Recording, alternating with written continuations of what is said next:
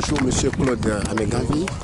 Vous êtes politique et vous associez avec la société civile. Aujourd'hui, on vous voit encore sur la tombe du père de l'indépendance assassiné il y a presque 62 ans. Vous aviez décidé à vous-même chaque mois, chaque 13 du mois, à faire commémorer cette date. Pourquoi cette idée est venue? Cette idée est venue tout simplement parce que le 13 janvier dernier, des initiatives diverses et variées émanant de regroupements de citoyens togolais, d'associations de la société civile et de partis politiques ont appelé les Togolais à venir sur la tombe du père de l'indépendance et du père de la nation togolaise qu'est Sylvanus Epifanio Elpidio Kwame Olympio pour lui rendre hommage à l'occasion du 62e anniversaire de son assassinat. C'est ce que nous avons fait. Et toute cette journée du 13 janvier 2025, les délégations se sont succédées autour de sa tombe ici pour venir lui rendre hommage. Et ce qui était frappant à cette occasion, c'était que le message unanime qui ressortait de tous les discours était cette volonté affirmée de son retour, du besoin de son retour sur la terre pour laquelle il a arraché l'indépendance nationale, c'est-à-dire notre pays, le Togo. Et tous ont considéré que, et continuent de considérer, que la terre du Bénin, ancien Dahomey où il se trouve, n'est pas la terre pour laquelle il a arraché l'indépendance. Et qu'il sied qu'il vienne reposer sur cette terre-là pour laquelle il a arraché l'indépendance. Et donc, adresse lui a été faite qu'il fasse de son mieux, parce que nous savons en Afrique que les morts ne sont pas morts, pour qu'avec tous ses compagnons de lutte, il fasse le nécessaire en accompagnant les vivants, ou en prenant le devant des vivants, pour que ce vœu du peuple togolais tout entier puisse se réaliser, à savoir que cette année 2025, un changement démocratique puisse avoir lieu au Togo, qui puisse permettre d'organiser le retour de sa dépouille au Togo pour y être enterré dans la dignité qui lui est due. Et au lendemain de cette commémoration, les réflexions ont été dans le sens de dire que nous ne pouvons pas avoir fait cela juste ce 13 janvier en rester là. Et donc nous donner rendez-vous une année après, en 2026, pour refaire la même chose, mais qu'il était nécessaire que nous venions à lui chaque mois, chaque 13 du mois, le 13 de chaque mois, pour lui rappeler cette adresse, cette supplication qui lui a été faite, qu'il ouvre la voie à ce que ce changement démocratique puisse survenir au Togo, pour que nous puissions organiser ensemble son retour sur la terre pour laquelle il a arraché l'indépendance. Et donc, nous avons fait cela le 13 janvier, nous l'avons fait ensuite le mois passé, le 13 février, et ce 13 mars est la 3e fois que nous venons sur sa tombe.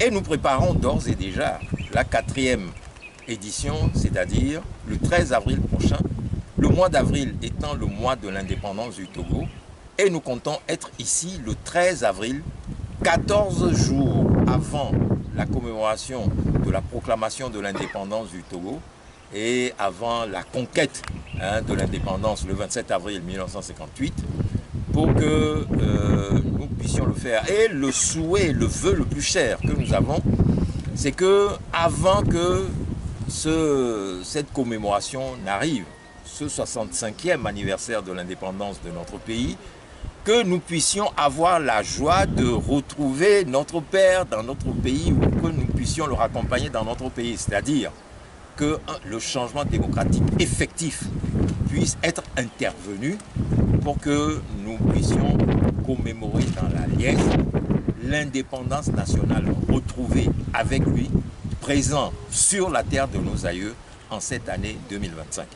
Et c'est pour cela que nous sommes là aujourd'hui. Et nous savons que, particulièrement en ce moment au Togo, un débat sur les questions constitutionnelles agite le pays. En ce moment où se met en place une 5e république.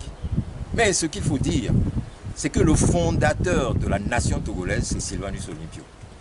Parce que c'est lui qui a proclamé l'indépendance. C'est lui qui a pris le devant de la lutte pour sa conquête.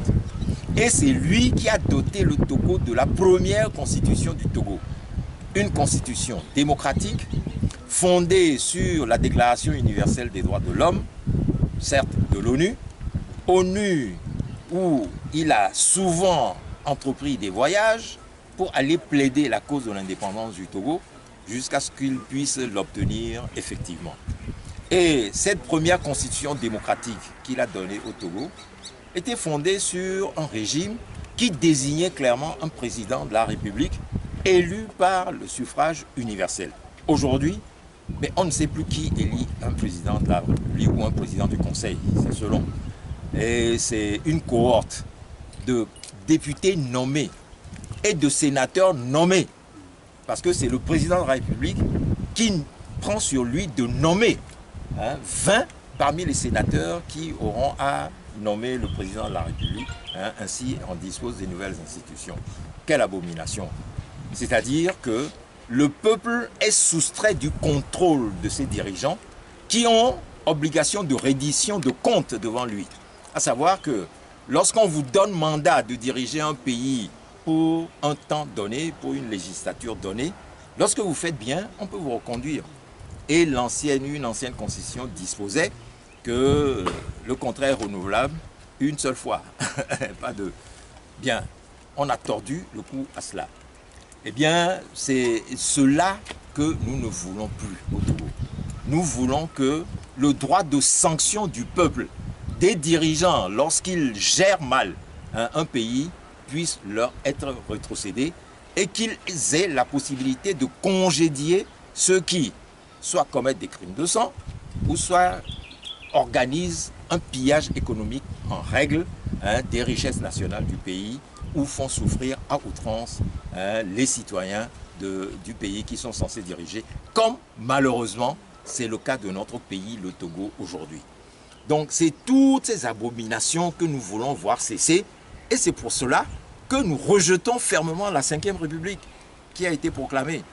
Et toutes les formations, qu'elles soient politiques, associatives ou autres, qui portent ce combat, nous les soutenons dans cette revendication et nous les appelons à venir faire œuvre commune avec nous pour que, comme nous le disons, ceux qui conduisent mal le Togo aujourd'hui, ceux qui tordent le cou aux constitutions, puissent être remerciés, puissent être débarrassés du pouvoir, qu'ils quittent le pouvoir, pour que ceux ou l'esprit qui respecte les citoyens, qui instaure un contrat entre les citoyens et leurs dirigeants, puissent revenir, comme Sylvanus Olympio l'a fait en 1961 avec sa nouvelle constitution, pour que le Togo puisse retrouver la paix. Le 23 prochain, certains camarades organisent un meeting à Lomé. Nous appelons tout le monde à y participer. De la même manière que nous appelons tout le monde à être présent le 13 avril prochain, ici sur la tombe de Sylvanus Olympio, pour lui rendre le grand hommage qu'il mérite 14 jours avant la fête de l'indépendance. Et nous espérons qu'à ce moment-là, un miracle peut-être puisse survenir pour que nous commémorions cette nouvelle indépendance retrouvée, le 65e, dans la liesse, dans une joie indicible. Je vous remercie.